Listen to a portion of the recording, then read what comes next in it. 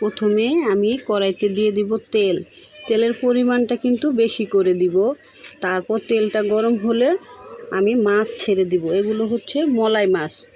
আমরা মলাই মাছটা একটু আমার মলাই মাছটা একটু বড় সাইজের, আমি হালকা করে ভেজে নিব।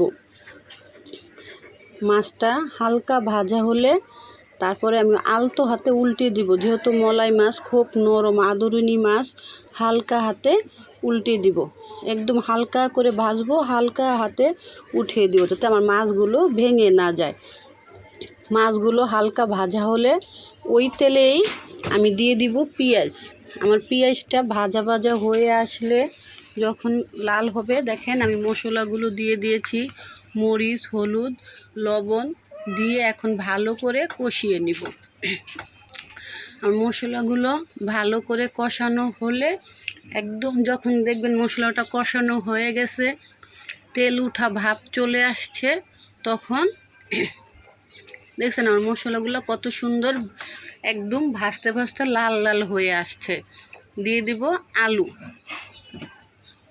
অল্প পরিমাণের আলু। আমার যেহেতু ছোট মাছ মানে একটা আলু দিয়ে একটু পেঁয়াজ দিয়ে লাল লাল করা। এই যে আলুগুলো আমি ভালো করে কষিয়ে নিচ্ছি।